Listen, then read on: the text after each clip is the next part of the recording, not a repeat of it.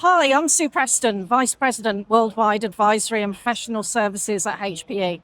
And I'm here with John Schultz, EVP, Chief Operating Officer and Legal Officer for HPE, and John Morrison, Executive Director, Global Data Partnership Against Forced Labour. And before I start into the panel, which I'm really looking forward to, there are over 28 million people trapped in situations of forced labour. So across technology companies and across supply chain, this can be a big impact as well. So what I want to do is focus on HPE's focus on improving the way that people work and live. So I'm delighted that I have you both here today. So, John, could I come to you first? Why does forced labour warrant being on the agenda at HPE Discover? Well, first off, our ethos at HPE is to advance the way people live and work. And that's really using technology for good. And unfortunately, what we're seeing both in the technology industry and other industries is that while there are many winners in this game, there are some real losers. And right now, that can mean forced labor. Yeah. In fact, there are more people in forced labor today than there were 5 years ago or even 10 years ago. And technology is contributing to that. Yeah. And so we think that's unacceptable. And we need to raise the awareness. We need to sound the alarm bell and do more than that. We need to take concrete steps to make sure that while technology may be in some areas exacerbating the issue, it's also being brought to solve the issue. And we're in the best position to do that. So as a technology leader at our leading technology conference, we've got to be talking about forced labor. So discover about new technology, but discover also about solving the world's biggest problems, forced labor at the top of that list. I think that's wonderful. And I think, why should companies step up more? That's the question that I would ask, John. Well, look, I think it's multifaceted. First of all, it's just the right thing to do. Yeah. Right? I've yet to meet anyone other than a slave trader who's pro-slavery, right?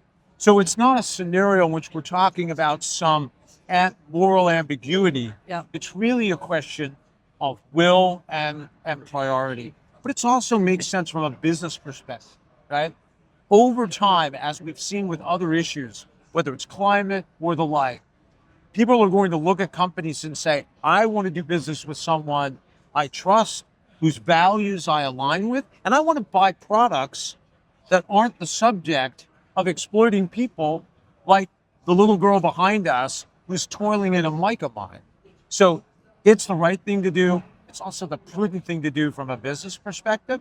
And I think really through the actions we're taking with others in partnership, I think we can get there this time. No, that's wonderful. And then I think the final question for you, John, how are HPE responding? How are we responding on the labour challenge?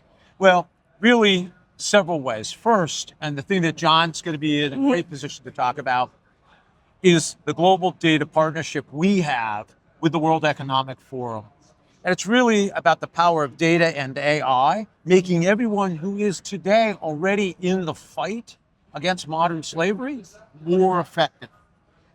We've got a lot of people engaged in the fight. The reality is the activity they're doing, often in silos, is not enough to change the game.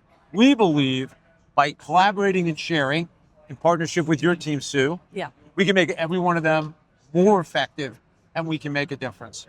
The second issue is driving the level of commitment and awareness with companies. And so we are part of the Commission to Fight Modern Slavery, the corporate outreach action to drive commitment to make sure that this issue isn't treated as a compliance issue, but as a strategic risk by the CEOs, the chairs of the board, the audit committee, and the like, and then by bringing more players into the fight, whether that's with our work with the Anti-Slavery Collective or other organizations.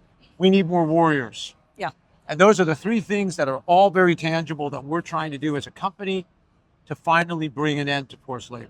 Absolutely. No, thank you. And I agree, more warriors. So, John, coming to you, many leaders feel this issue as distant. some of the conversations that I'm having as well. But then how real is forced labour risk in global supply chains, and why, despite years of awareness, are we losing the war? Absolutely. So the 28 million people are everywhere.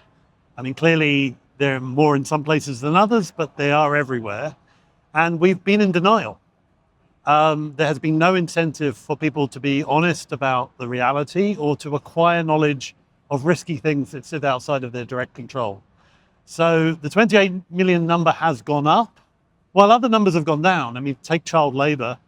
In my professional lifetime, the world has been able to reduce that by 45% in real terms, right? So you can make a difference. But it seems that we're in a very broken system when it comes to forced labor. A lack of incentive for businesses to acquire knowledge of these things deep in their supply chains, for governments to enforce laws. Workers are afraid, they lack trust. Yeah. And so we have a very scattered siloing of data of what's really going on, and a lack of incentive to bring that together. Okay, no, that makes sense. So let's narrow it on the big barriers to progress, one that you discussed, which is data. So could you tell us about the Global Data Partnership Against Forced Labour of the World Economic Forum? So definitely. So the World Economic Forum doesn't normally pick up human rights issues in a big way. This is a big one, and thanks to HPE and John's work and others to put this on the agenda at Davos, right? World Economic Forum has great convening power. 900 corporate partners, but also world leaders come together. For this to have agenda space at Davos for 2 years and this coming year, a bigger space, there's an opportunity there. Also, whilst forced labor is an issue that is thousands of years old, it's deeply embedded in the global economy for reasons we've said, we are now at a unique opportunity where technology allows us to make a difference, to make this data that sits in silos interoperable, respecting data sovereignty, protecting the privacy of workers, but allowing signals of what's really going on in terms of prevalence, what the root causes might be, and how we can make much better interventions. The tools in the box we've had so far, social audits, etc., are important, but they're blunt tools. They can be so much sharper if informed by data. So it's an incredibly exciting opportunity. I mean, there's a lot of steps ahead, but testing the approach in Thailand, which we are at the moment, is the first step in that journey. Thank you. No, appreciate that. And I think, John, just coming back to you. So if I think about HPE's stake in the Global Data Foundation Partnership, why did we launch into that? Well, it was our observation, having been active in this space for a while, that well-intentioned people engaged in lots of activity were still not being effective enough to overcome the economic dynamics and all of the forces, geopolitical dislocation, et cetera, right? So well-intended people working really hard were losing on the human rights issue of our time, right? And so we sat back and looked at it and said, what do we think could make a difference? And what we concluded was, how do we take, first and foremost, the people already engaged, and how do we make them more effective? And the key was technology. That's what technology can enable. And when you combine data and AI, you can overcome trust issues that exist between data teams, organizations on the ground working with survivors who may feel very protective of those individuals for obvious reasons. But how can you unlock that data? Because back to John's example, if we, in doing our due diligence, have a better idea where to look and what to look for, because we're seeing survivor insights. We don't need names, we don't need to breach their confidentiality, but if we can understand a little bit about their experience, we can be more effective, we can change the economic game, and we can make it much harder for those people who prey on the most vulnerable to profit from it. And we just gotta take the profit out of the slave trade. People don't do it for fun, they do it for money. Companies like ours can take the money away if we can be more effective. And that's what we're trying to do with the global data platform. And I think I'm super proud of the teams, as you mentioned earlier, because I think with technology being a force for good, with the agentic AI, mesh, data, I mean, protecting the survivors, And the Thai government, as you mentioned, John, as well. I mean, for me, that proof of concept and then how we go further forward with minimal viable product, and then again recruiting more warriors as well to be part of that battle. So I'm coming back to you, John. The World Economic Forum is a critical partner as well. So where else are we prioritising partnerships to scale impact? As I said, we're very tightly aligned with the Global Commission to Fight Modern Slavery, led by former Prime Minister Lady May. They have done a comprehensive study, come up with a series of recommendations, and our role is to take some of those key items into the corporate world to drive a different level of commitment.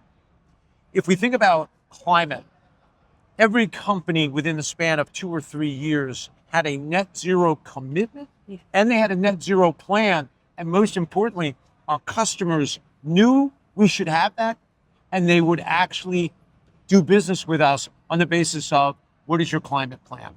We need that same level of commitment and target with respect to forced labor.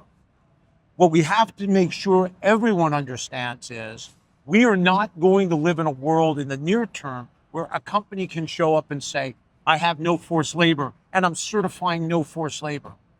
In reality, if you're doing that now, you're not looking far enough. You're not looking hard enough. We need a commitment that says, I will look, and I will find, and I will fix, as opposed to no forced labor here. So that engagement with the Global Commission is incredibly important. And then we've got partnerships with organizations like the Anti-Slavery Collective, who is doing work in fake fashion. Most people don't know that counterfeit fashion, et cetera, is often produced by slave labor.